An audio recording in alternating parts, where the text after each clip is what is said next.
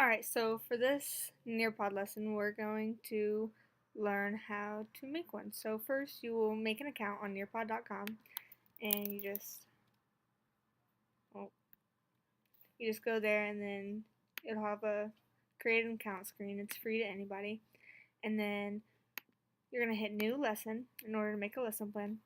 And you can add slides and add content, so you can just add a normal slide like you would on a presentation, or you can add a field trip, so the virtual reality, a slideshow. You can embed a video from YouTube or anything, an audio from a soundtrack, or a live Twitter stream on Storify, or you can add web content, and this will put the whole website on the page, and you can access that during the Nearpod presentation. Or you can add an activity like open-ended question polls, quizzes. They can draw a picture, just fun little engaging things for your students to participate in.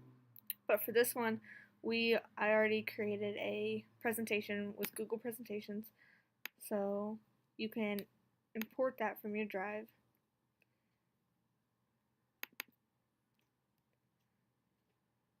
Just let it process it.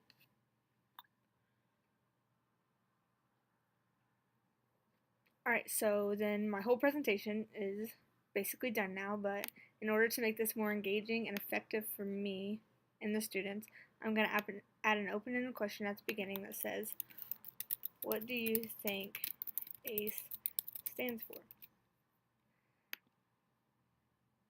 And I'll put this right after the title screen, and you can manipulate that any way you'd like. And that'll just give me reason to see who knows and who doesn't already.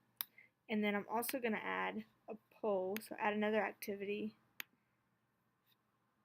that's going to say, do you know how to construct a short answer response using the ACE method? And then we're going to add some answers, so yes, definitely, or maybe a little more explaining would help, or nope, definitely not. So just to see what the students have learned from the presentation, if I need to go over more in class. And so then we have our presentation, and title it ACE or whatever, and then you just save and exit.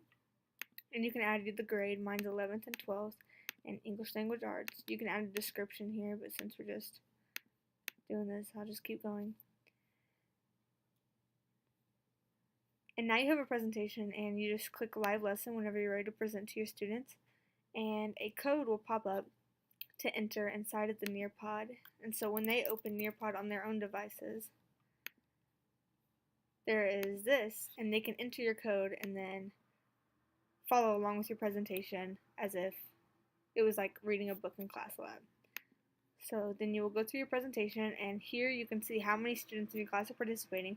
So if there's 19 students in your class, but the zero is right there, you know that nobody is engaging in your presentation on their own devices. And then this shows you how many slides you have left. So I'm on slide 2 of the total of 8. And this shows names or doesn't show names. So it's just like for their answers or the polls, it keeps them anonymous or shows their names. So we're going to put hiding names for the answers just in case they don't want to tell anybody they don't know. And so we'll go through it, and then what do you think A stands for? And then they'll answer the question, and they'll pop up. And of course, the students' names will be anonymous.